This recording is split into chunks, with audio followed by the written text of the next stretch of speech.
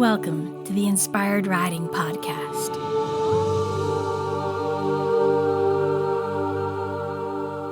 I'm your host, Beth Lauren Parrish.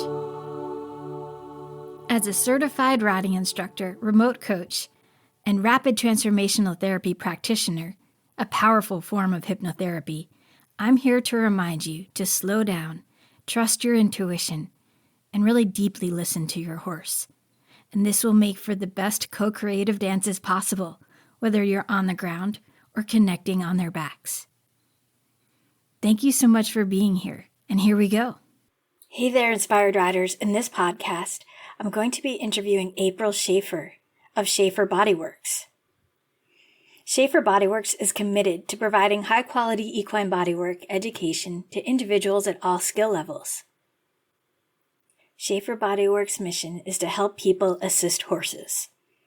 April operates her hands-on business, continually learning to enhance her courses. She offers in-person one-on-one and group clinics, as well as other informative clinics with respected fellow professionals. She also guides her online students in acquiring skills for their personal horses or their businesses. She has been an avid horse lover her whole life and fulfilled a dream of working with horses by starting Schaeffer Bodyworks in 2016 as a certified equine sports massage therapist. She continues her education with multiple other certifications and has attended 3 whole horse dissections. She created an online classroom as a way to offer understanding to anyone interested in an affordable way. I'm so looking forward to this interview. I hope you enjoy it as well. Here we go. April, Hi. Thank you for being here with me. Thank you so much for having me. So, as you know, I'm doing a series to help support riding instructors, and I think having you here as a body worker will really help give them support to know that it is possible to help the horses that they're working with in a really clear way, in an affordable way, especially with your online classroom. Do you want to talk a little bit about what you do with horses and how you help people with their horses? Sure, for sure. So I came into this in late 2016, started my business in early 2017, and I've always loved caring for horses. I mean, I've always enjoyed riding when I was younger, but I always tended to really enjoy kind of the wellness perspective of all of it. So when I was looking to, fulfill my childhood dream of working with horses, I'm like, well, what do I want to do? I can do pretty much anything, and picked massage because I felt like it was such a intentional wellness avenue that I could take. I didn't necessarily want to go be a barn manager and clean stalls and do all of those things and taking care, but if I could make them feel better in their bodies, I felt like that would be a really cool job to have. And as I mentioned before, in my professional life outside of horses, I've been a hairdresser my whole adult life. So it kind of went hand in hand to helping people feel better about themselves. It just made sense that I would try to help animals feel better about themselves too. And in the process of that, I learned so much more about them than I thought I had known from my younger years. And so much of it came to kind of wellness and environment and how everything that a horse comes in contact with every day really does impact its overall body wellness.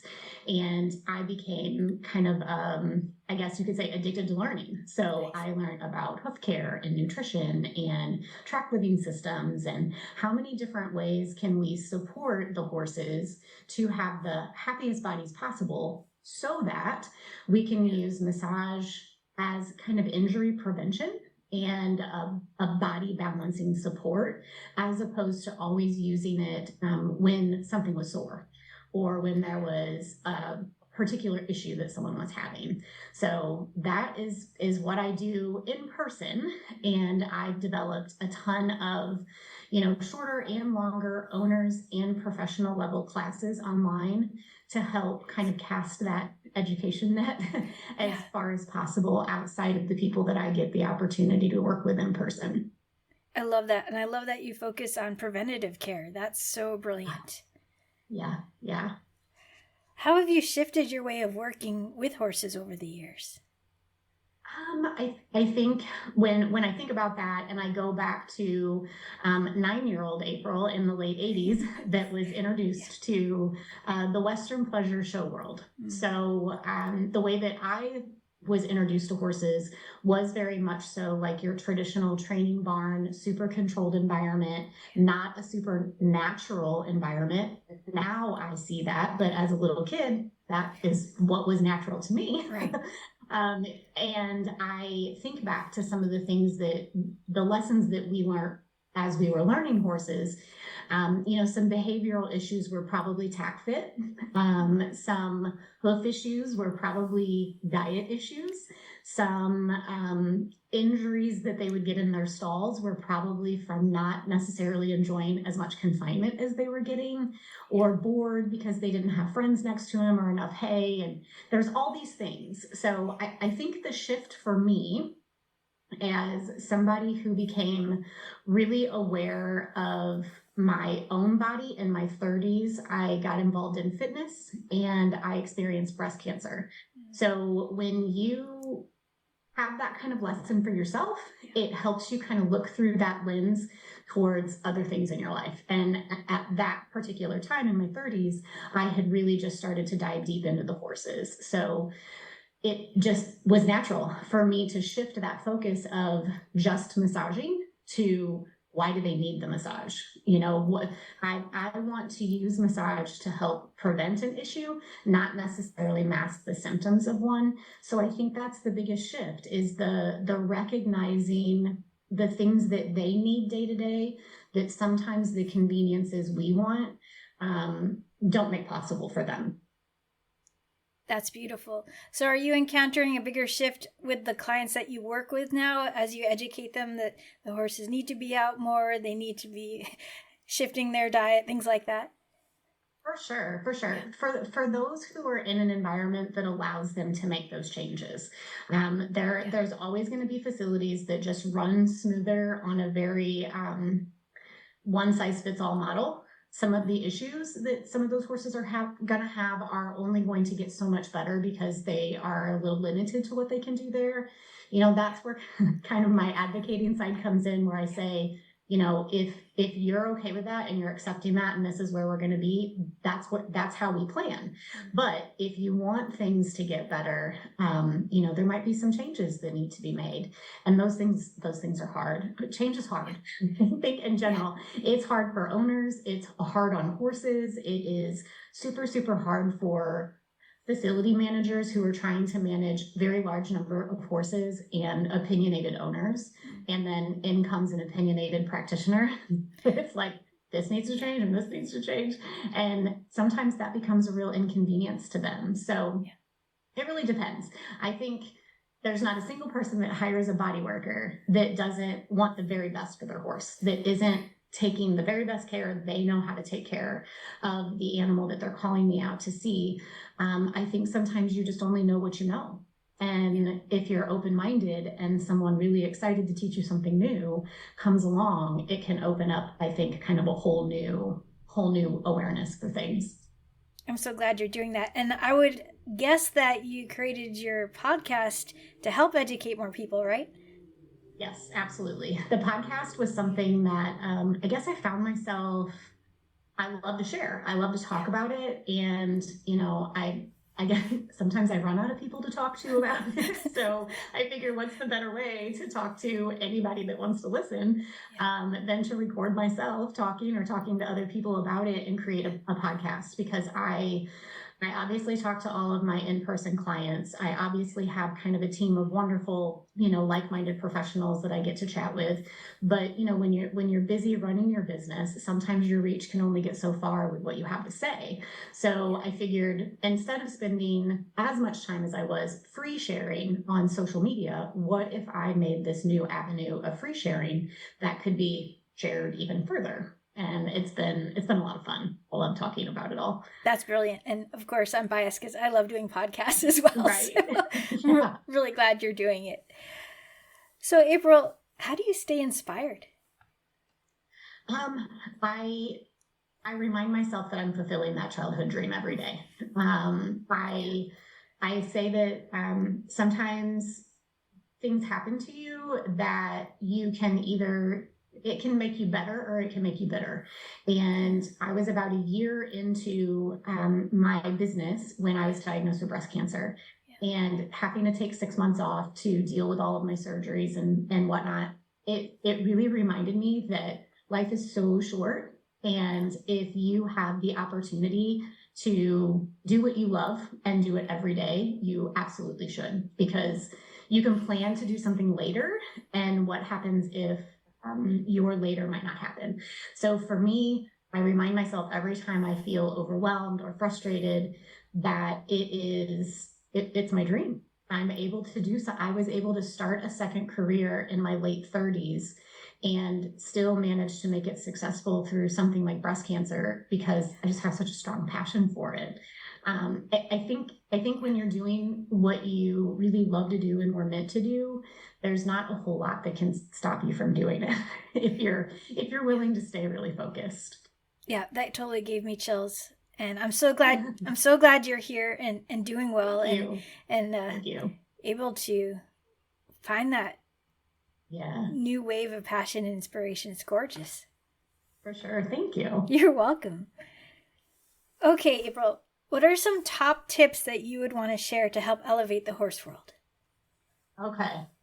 I had to ponder on these a little bit, because I never want what I have to share to feel like judgy to anybody that has been doing something the only way they know to do things. So I think, if anything, these tips are something that I would have told myself before I kind of came into my new knowing. So I'm talking to myself as much as I'm talking to everybody else. Nice. And first and foremost, always put the horse first. Always, overall, whether it is, many of my clients acquire a horse and then they have a goal with that horse, and that is like the end all be all, whatever we have to do to achieve that goal. And I find sometimes that we're looking past the fact that the horse is saying that that's not the best suited goal for them. It might be the goal we want, but we might be creating more problems trying to achieve that goal. So horse first always, horse before the sport. I love the sport world. It's job security. Sport horses are athletes. They need massage. But I think they always need to be put first.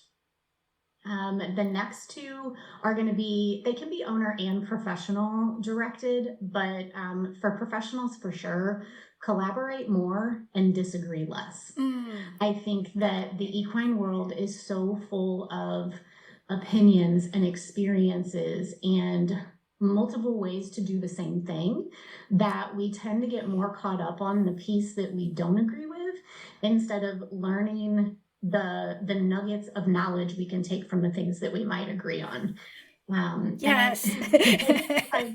Right. And I see that, I see it within the bodywork world, but because, like I've mentioned before, I've dove into the hoof world and the nutrition world and all of these different avenues where we're missing the opportunity to learn and grow, because we're so stuck on this one thing that somebody does different than us, because there can be so many other things tied up in the package of what they do that could be really, really valuable. So with that, the third tip would be never stop learning and growing. If you ever get to a point where you think you've learned it all, you just hang up your hat, because you're done. You're never going to continue to grow if you think you have nothing left to learn. The fourth and fifth tip are a little more towards owners. Always be your horse's biggest advocate. I think that our horses are our children that never grow up and move away. So if my 15-year-old child was in some sort of situation that wasn't beneficial to them, would I take, you can't change that as an answer? And I think that we should look at our animals that way. We make a commitment to their life. So if they're in a situation where something needs to be changed, as hard as it is to upset whatever that normal might be for you, the horse, or the people involved in whatever that change may be, it's always better to advocate as strongly as you can for your horse. Last one, if it doesn't feel right, it's probably not. Don't ignore your gut feeling. I think that we, maybe just in society in general, are kind of encouraged to push those gut feelings down because they may be a message that other people are uncomfortable with. And going back to being the advocate for these animals, if it doesn't feel right, it's your responsibility to change it. So the only thing that hurts when you ignore it is, potentially the horse, and then you for feeling guilty for not making the change that you wish you would have made before. So those are the 5 things that I think are the biggest lessons I've learned coming back into horses in my 30s and 40s. I love those so much. Collaboration is so key, and it's the highest level of connecting with others in the business, and it's so much needed. And I do love a lot of the professionals that you're working with. That's how I found you, through Deanna and Tiffany. And they always say team horse. I'm like, yes, that's what it's about. It's helping the horses. Absolutely, for sure. And we literally just this past weekend did a master class on advocating for yourself and for your horse. And the key, beautiful. Thank you. And the key really is you have to trust your intuition. And that's what my business is all about. And there are moments where I could have prevented a horse from passing away if I had said something and understood what I was seeing, but I didn't understand it at the time. And now when I think back, I'm like, oh gosh, but now I have to tell people, hey, putting these tie downs on these horses is really dangerous. First of all, second of all, it's not good biomechanically. So and I think that as professionals and as we mature as humans, women, we just get more confident in saying the uncomfortable things, because if you have that experience where you're like, man, if I would have known and been able to recognize that, what we could have prevented. But fear is a real thing. Totally. Fear can make you feel like you don't know what you're talking about. I think as owners and sometimes as professionals, we get this like imposter syndrome, like I'm not a farrier, so I shouldn't talk about feet, or I'm not a vet, so I shouldn't talk about ulcers. And I think that it's all about how you say what you say, how you deliver the message that you have. You don't have to be an expert on everything, but you might have that tidbit of information that helps somebody make a better choice for the horses. Yeah, so let me ask you, how do you usually bring something up in a kind and supportive way? So I like to say I'm softly direct, right? I feel like most of the time when people have reached out to hire me for bodywork, they've followed me on social media enough. They say like your vibe attracts your tribe, right? So anybody who has scrolled through, the last 5 posts that I've made on my professional social media, you're going to see that I'm pretty wellness driven. Like the environment has to support the horse's goals, and the human goals with the horse. So most time, I think that some people are kind of asking me to come out to help them say the hard things, or to encourage them to make some of those changes, which I love to do. So I say that I give people grace. A good example of this is when I acquired the horse that we're going to talk about in your next question. He had some really serious hoof problems. And my hoof care provider came out and on day 1 was like, this is what I'm going to do to help you. And this is what I need you to do to support the environment for what I'm going to do to work. And it took me about 6 months of making little bitty changes that I was comfortable enough making because it was so different than what I knew. And if she wouldn't have given me the grace of those 6 months, I wouldn't have been able to learn what I learned about that. So when I walk into a situation where it seems like there's an issue for a horse and an owner that they really don't know a ton about, that's how I approach it. Like, this is what I think the problem is, and I can do this to support the body, but you might need to do, at least one of these 3 things sooner than later to help support the environment for that. And again, they might change one thing because that's easy. And then the next month they're like, well, we're getting better. And then I'm like, well, what did you do? And they tell me the one thing, I'm like, let's try adding this. And they're like, okay, and then 3-6 months down the road, whatever symptom we were dealing with at that first appointment may be gone because we removed the cause of what that was. So I always try to give people grace. Change is hard, and learning and making changes is something that I think you have to be gentle with some people about. Now there are some clients that it's like they've been waiting for someone to come tell them that, and they drink it from a hose, and they try to do all the things all at one time, and it overwhelms the horse and the facility managers and people around them. Yeah. But it's just as much inspiring to me when I get somebody that's that excited about finally having somebody to come tell them, yes, all of those things probably do need to happen. We sometimes just get ahead of ourselves and how quickly we make those changes. Yeah, it really does take quite the negotiations of feeling into what feels right to shift. And I'm so glad you're there to support them. Yeah, I find that if I just say, this is what I'm noticing. What do you think about this? Like phrases like that, can just start opening the door, especially if you're talking to maybe another professional, you don't want to step on toes. Like, I don't know as much about this. However, what do you think about this? And then they can start talking and then maybe come to the same conclusion you're already addressing, which is kind of neat. Yeah. So it's almost like setting the horse up for letting them think it's their idea, Yeah, it really is. It is. Yeah. And like I said, I think a lot of times by the time that they've hired somebody like me, they had some of these things in mind. They kind of just needed somebody to solidify what they were saying, or they needed somebody that was willing to talk to, I always go to hooves because it's usually the easiest professional to kind of correlate with. But a lot of times if there's a hoof issue, as an owner, we're intimidated to talk to the farrier because we don't know anything about hooves.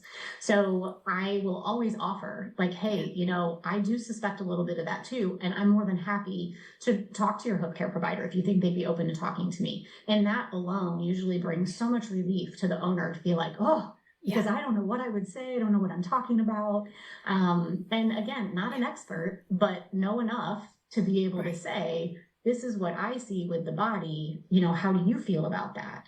And it usually starts a really cool conversation and gives me the opportunity to collaborate more, which I love. Brilliant. That's so good.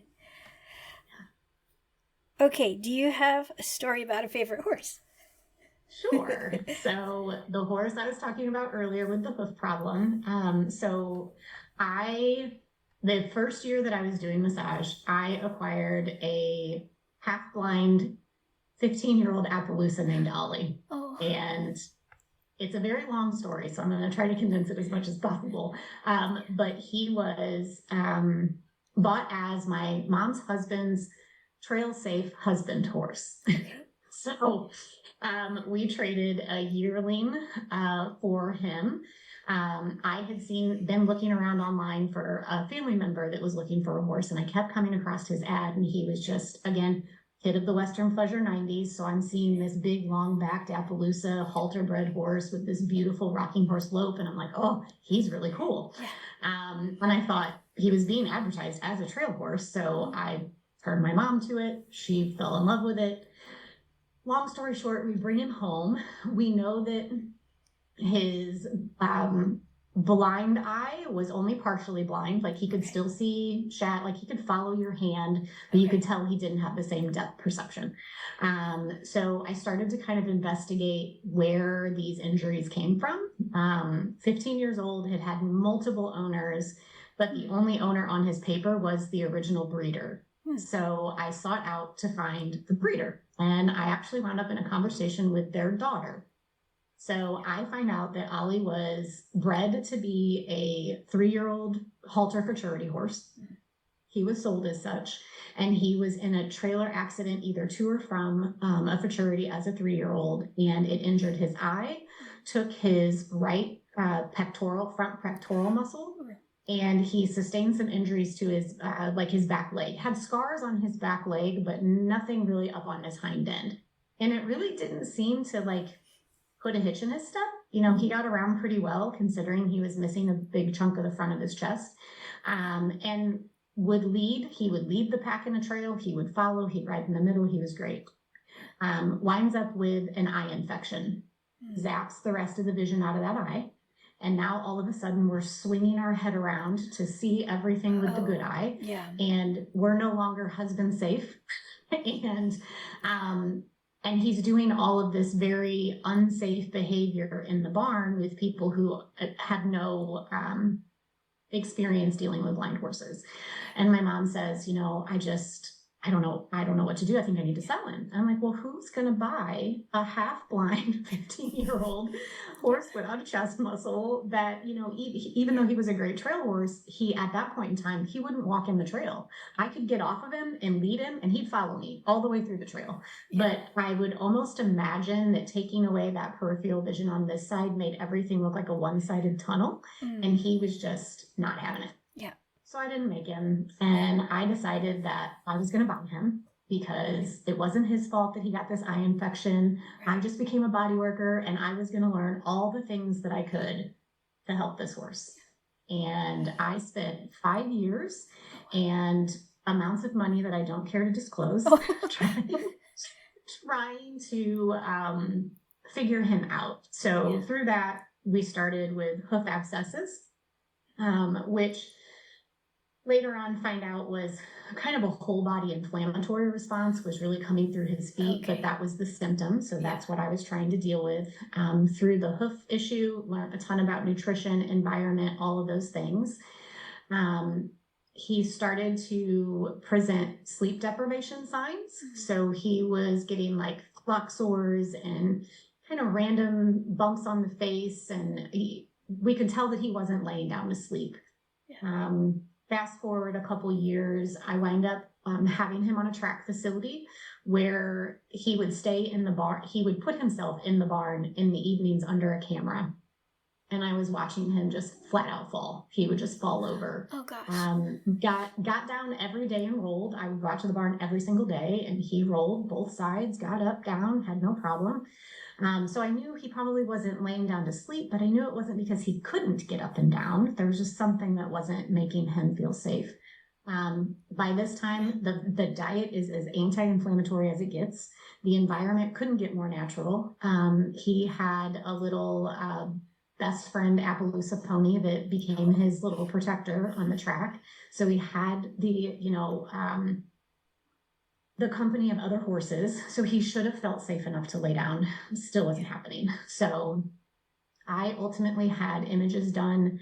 I thought it could be anything from a brain tumor to, just some arthritis that might have needed some injections, to give him some comfort to lay down. So over the course of about 1.5 years time, we would x-ray and we would inject, see if there was a change. And then we'd x-ray more and we would just keep moving down his body. Nothing ever really gave him the relief he needed to sleep. He was still falling. The falls were getting worse. And one night he fell into a hot electric fence. Oh, gosh. And he severed his extensor tendon. So at this point, I realized I have to find out what is causing it and if I can fix it. And if not, we have to give him the gift of a really long, restful sleep. Right?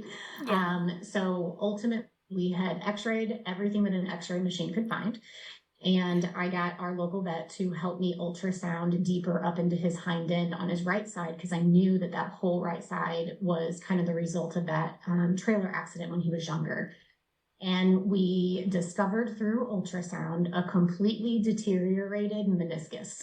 Oh. So while it probably wasn't comfortable for him to get up and down, if he had to get up quickly from a deep sleep, it was probably really uncomfortable. And that ultimately is what we kind of pieced together that he must have been avoiding. And the deterioration was to a point where there wasn't any amount of injections or exploratory surgery, anything that was going to give him the quality of REM sleep that he needed. So I gave the last gift I could give him was I actually donated him to a local university, and they were able to use him as a live cadaver for a joint replacement surgery. Oh, wow. And then he was, so they were able to take him from lameness exam to, flexion and everything. And I remember the professor being, as respectfully excited as he could be over the fact that in all of his years of teaching that particular surgery simulation, they had never really been able to observe a horse that was actually struggling like that with joints. So the people that came into my life to help me learn about all the things I learned about for that horse is 100% why I do what I do. is that they can't speak for themselves. And it's almost impossible, I think, to know the absolute history of horses, and being able to really read what their bodies are saying and learn as many layers, about as many layers of what goes into them being the horses that they are, I think super important, and what I love to share. So I always say that, Schaeffer Bodyworks LLC and all of the things that I do, it's Ollie's legacy.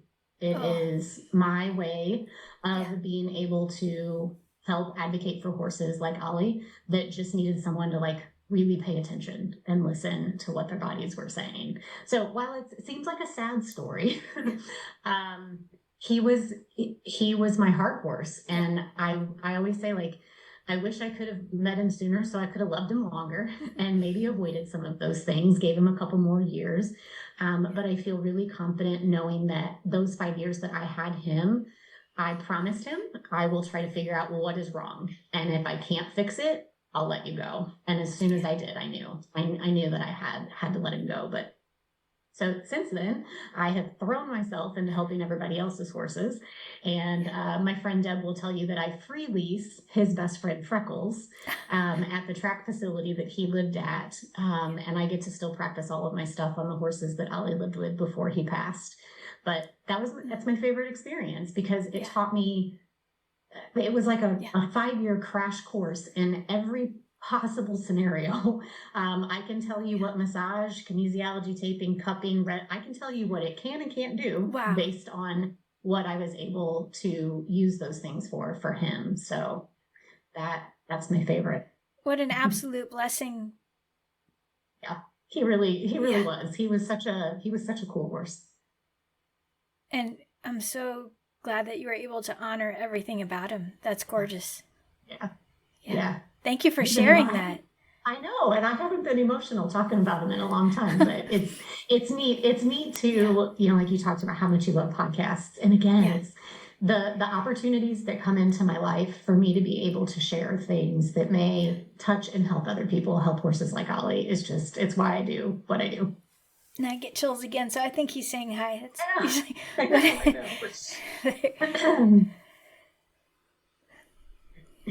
April, what's something that surprised you lately with all that you do? Honestly, how much more sensitive horses are to really everything than I think we really give them credit to. In my world, touch. They're really sensitive to touch. And I think that it's a huge misconception, because they're very big horses, that we want to go in and really give it all we got. And people will ask me, what is the hardest thing for me to teach people with massage? And it's getting a feel for how much is too much, because we want to think that they're big and they need it and they'll like it. And some of them do. In the shoulder and in the butt, there's a lot of horses that'll lean into you, you'll know. Right. But for the most part, what we would consider light touch would be like extra, extra light touch to horses. And the amount of releasing tension that they can do through just that really soft, super light, intentional touch is huge. So touch sensitivity is a big one for me professionally. Through kind of my learning about other things, the sensitivity to environment, to nutritional overabundance and deficiencies of things, how sensitive they can be to those things, and people, intention, energies, how sensitive they are. I use the example a lot when I'm at a barn and I'm working with a horse in a hallway. I can usually tell exactly what their relationships are like with different handlers in the barn by just the way that their body language changes when those people walk past. And it's not always negative. It's just different. There's a certain person that'll go by and say hi to whatever the horse's name is. And, they'll take a deep breath and they'll relax, or there's another one that's, kind of curious and unsure. And I think that the sensitivity overall for being such large animals kind of speaks volumes to how much we humanize them. We want to think that they're tough like we are, and then they're soft like we are. And 9 times out of 10, they're usually much more hypersensitive to most things than we give them credit for. Yeah, that leads me to another question. What do you do to set yourself up for success in your own body, mind, spirit before you work with a horse? So I listen to a lot of acoustic classical music in the car on the way to barn. Oh, that's lovely. Yeah. Yeah, and it's funny because I'll play like shuffle on my playlist every once in a while in the house, and one of those songs will come on, and my husband's like, "When do you listen to that?" I'm on the way to the barn. I have to clear my mind. So that's a big thing. I guess I'm lucky in the sense that I have anywhere from a 30-minute to a 2-hour drive to most of my physical clients. Oh, wow. So it really gives me a lot of time to like get right in my mind and my body.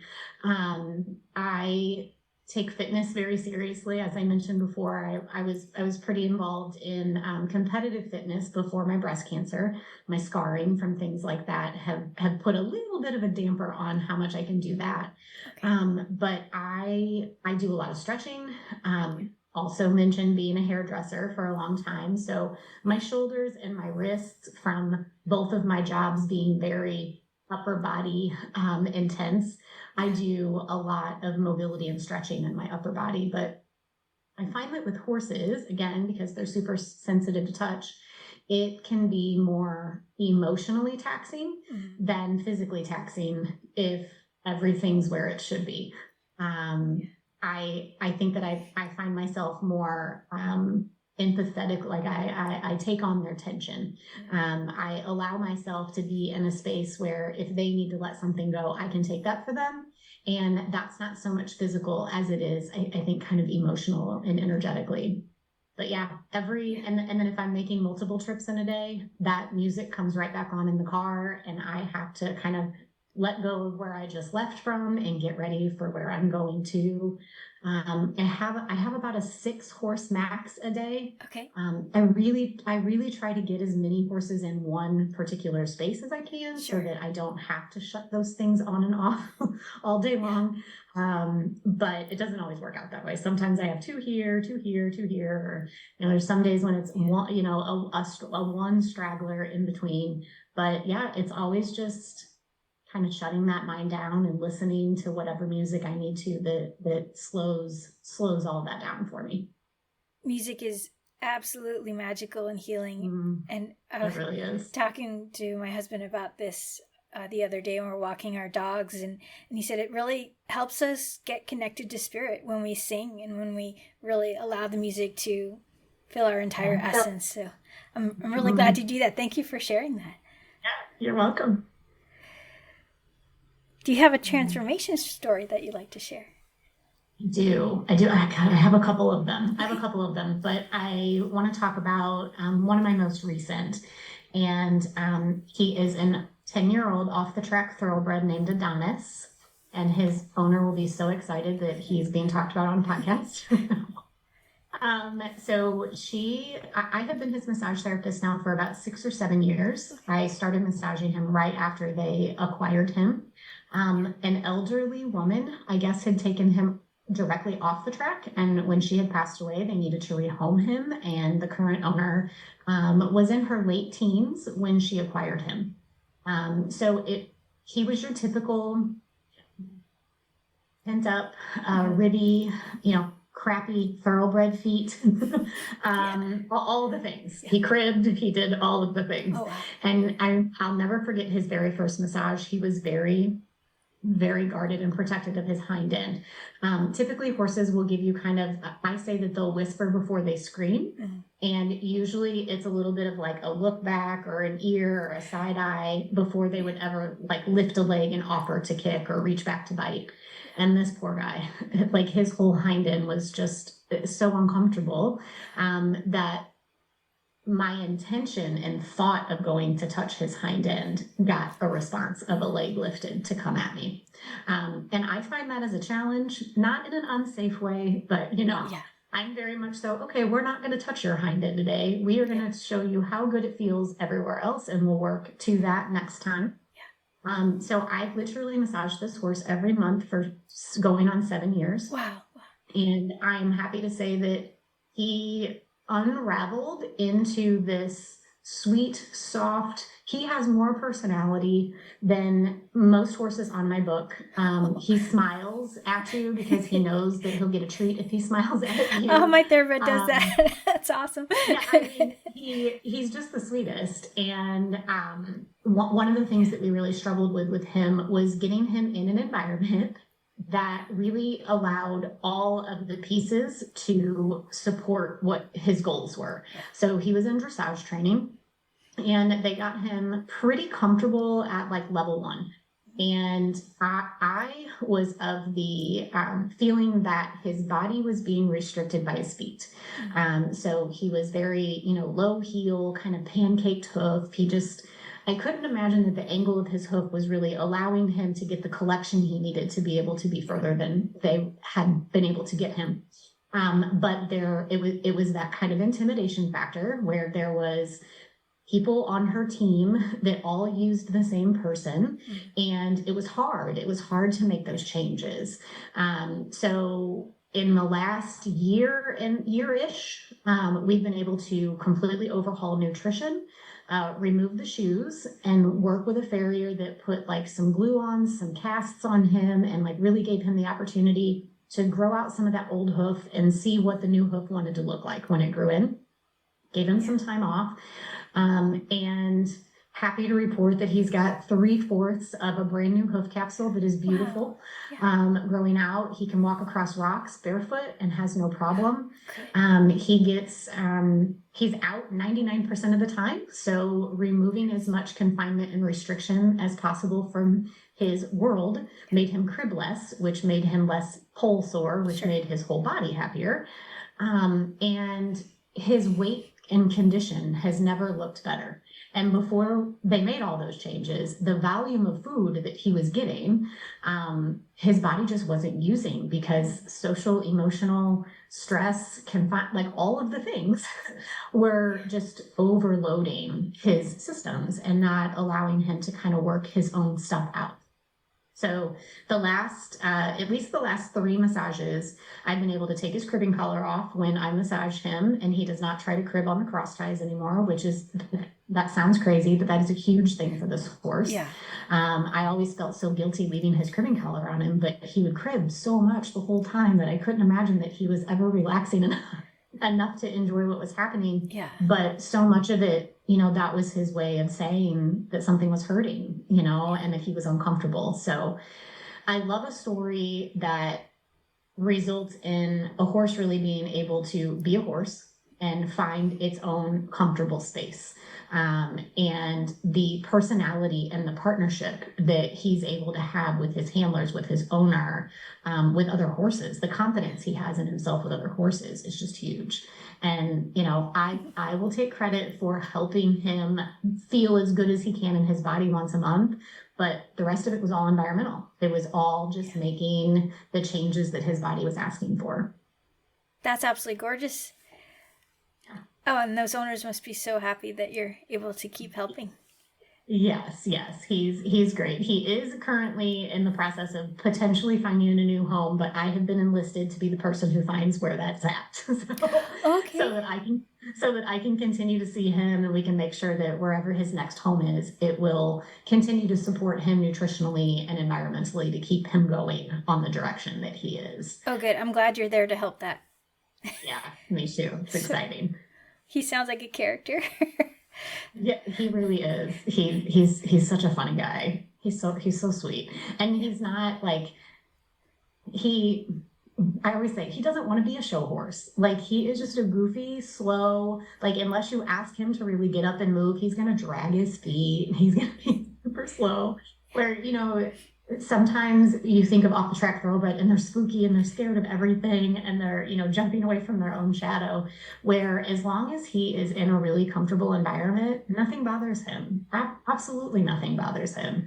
And he's another one that's super energetically responsive. And one thing that his current owner really was able to, I guess you could say, to work on about herself was she realized that when she was nervous and anxious, he was nervous and anxious. When she was calm, he was calm. Yep. And that was something that depending on the environment they were in, or, what their goals were at the time, they really had to work through a lot of that because he was so receptive that she might not have even recognized how nervous she was until she realized that he was acting a certain way. And then she had to kind of put herself back where she needed to be for him. So I love those stories. Oh, I love that. And that's what I teach, is that self-awareness. And that's another reason why I created the meditations for equestrians, so they can get into the state that they want to be in before they even go work with their horse. So that's so cool. Beautiful.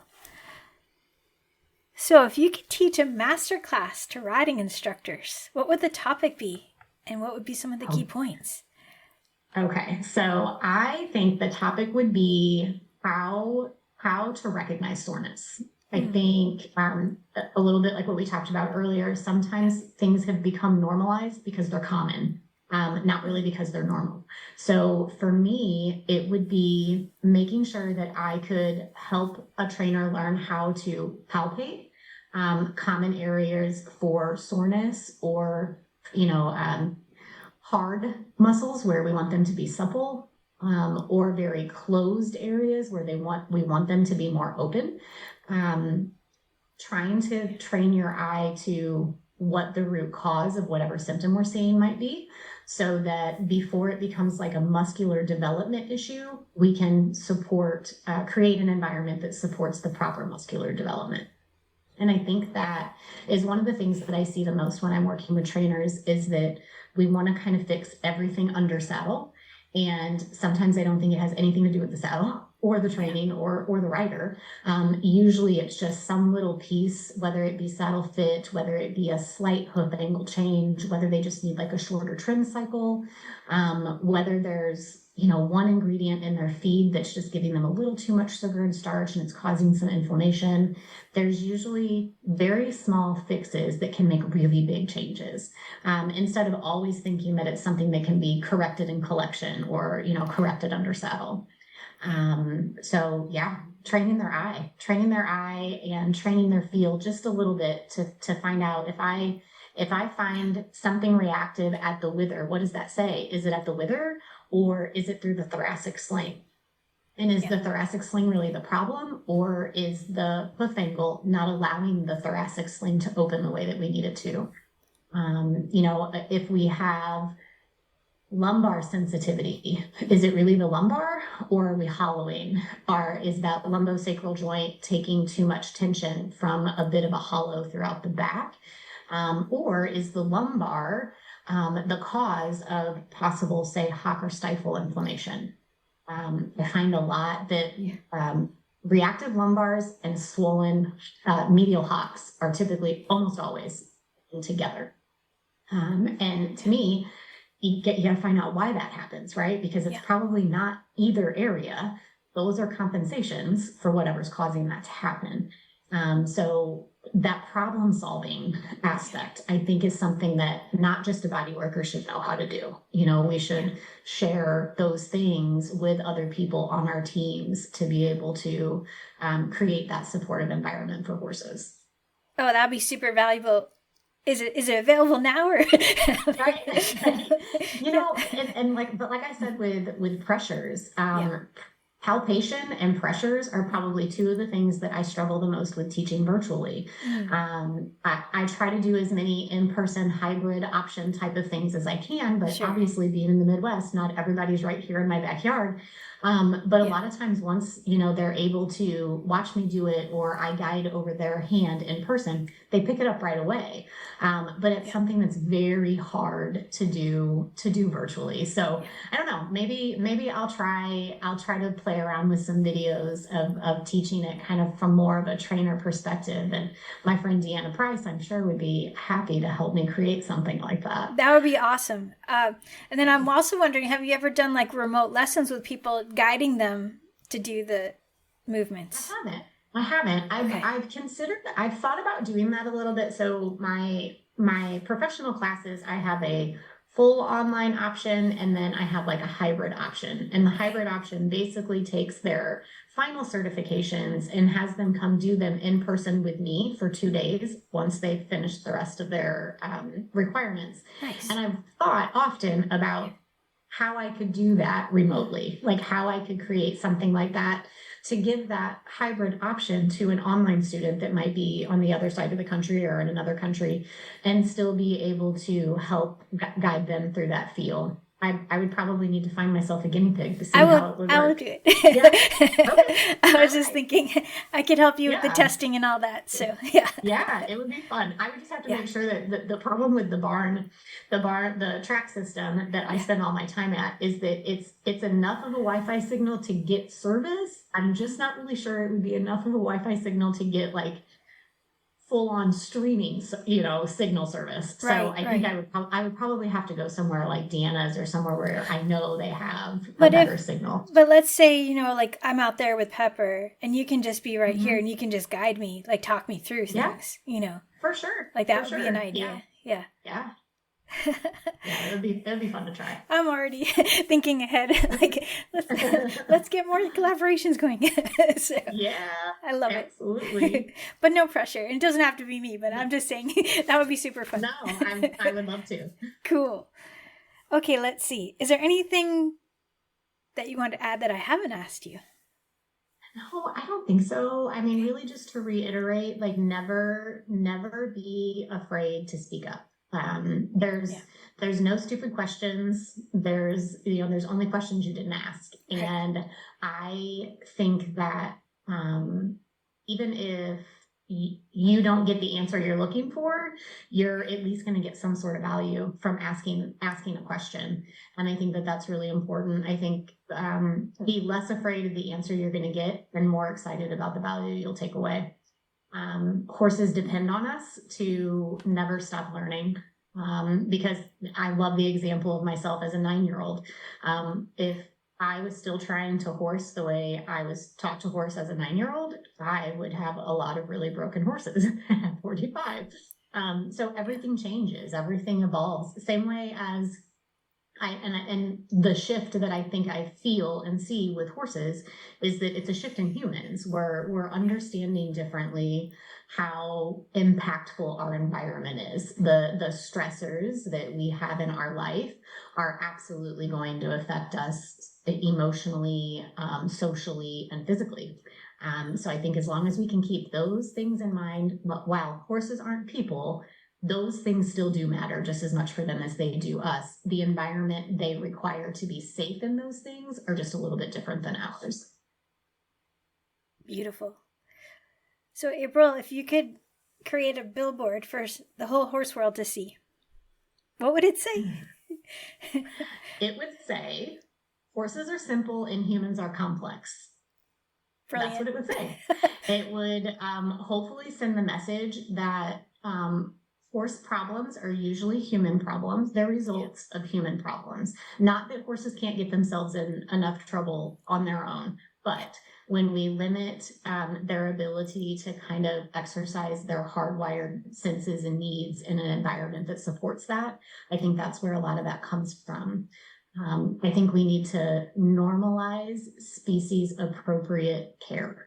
And then I think we'll see a lot fewer horse problems. Really.